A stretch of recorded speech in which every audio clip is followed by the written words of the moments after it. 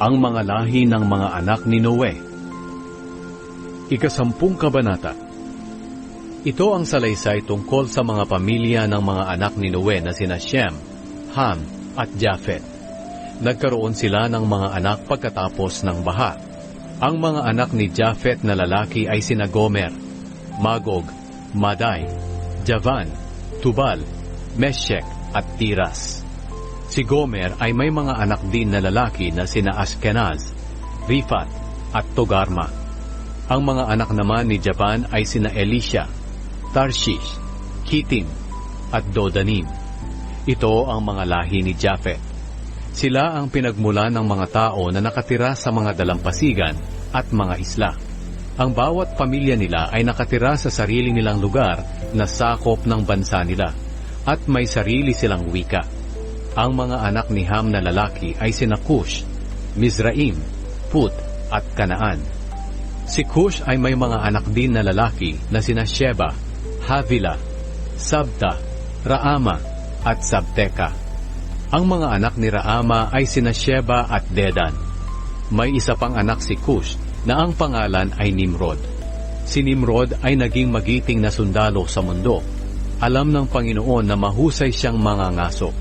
Dito nanggaling ang kasabihang, katulad ka ni Nimrod na alam ng Panginoon na mahusay na mangangaso.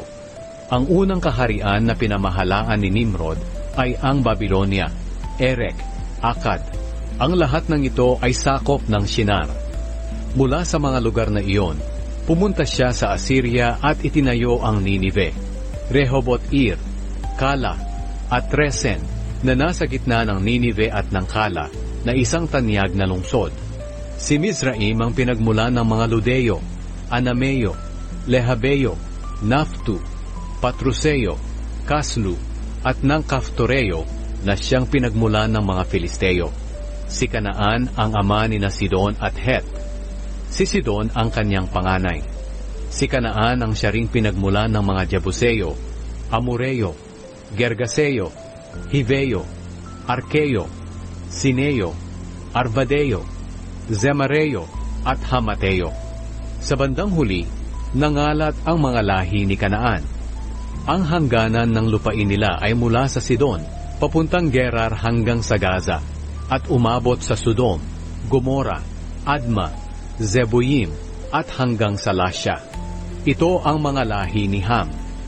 Ang bawat pamilya nila ay nakatira sa kanilang sariling lupain na sakop ng kanilang bansa, at may sarili silang wika.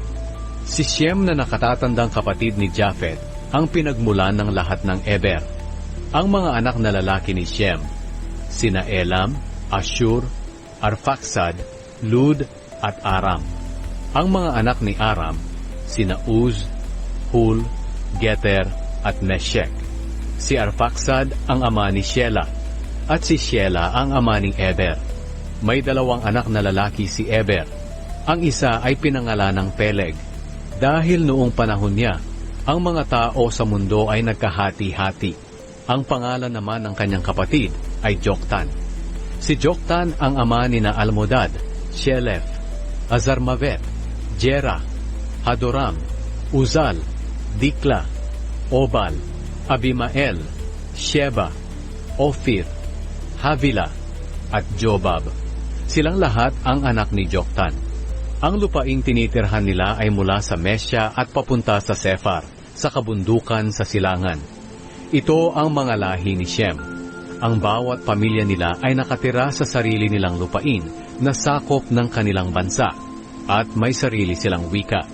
Ito ang lahat ng lahi ng mga anak ni Noe, na nasa iba't ibang bansa. Sa kanila nagmula ang mga bansa sa buong mundo.